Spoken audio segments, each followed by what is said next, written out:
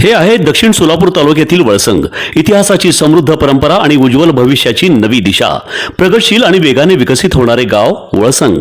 कुरनूर धरणाच्या सानिध्यात निसर्गरम्य वातावरणात वसलेले वळसंग सोलापूर पासून फक्त 12 ते 15 मिनिटे, अक्कलकोट पासून फक्त 12 ते 15 मिनिटे आणि रेनगर पासून केवळ 7 ते 8 मिनिटे अंतरावर सोलापूर अक्कलकोट महामार्गावरील उड्डाण पूल आणि वेगवान महामार्गाच्या थेट संपर्कात असलेले वळसंग.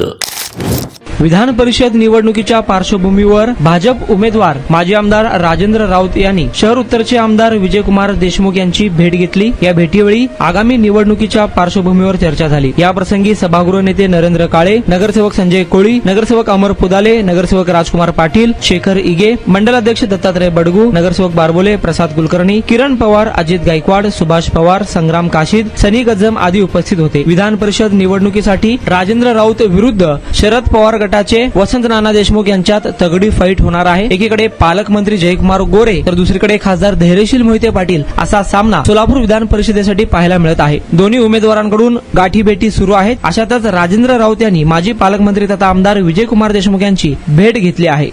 महामार्गावरून थेट वळसंगला सोलापूर अक्कलकोट गुलबर्गा महामार्ग, मोहोळ मंद्रुप वळसंग रिंग रूट, मुंबई पुणे हैदराबाद महामार्ग आणि सुरत चेन्नई ग्रीनफील्ड एक्सप्रेस अशा एकापेक्षा जास्त महामार्गाने वेढलेले गाव म्हणजे आपलं वळसंग. वळसंग हे आता महाराष्ट्राच्या नकाशावर नव्या विकासाचे केंद्र बनले आहे. वळसंगमध्ये आहेत प्रसिद्ध मंदिरे, सोलार हब, टोलनाका, जवळच आहे कुरनूर धरणाचे ताजे पाणी आणि निसर्ग सौंदर्य आणि विविध ठिकाणी आकर्षक हॉटेल्स व ढाबे सुद्धा. प्रवासात थकलेल्या प्रवाशांसाठी स्वादिष्ट जेवण, आराम, ताजेतवाने आणि प्रदूषणमुक्त वातावरण. वळसंग हे केवळ गाव नाही, एक उत्कृष्ट थांबा आहे, एक संधी आहे, एक भविष्य आहे.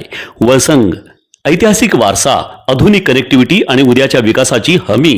सोलापूर जिल्ह्याचा अभिमान आणि महाराष्ट्राचा गौरव. वळसंग.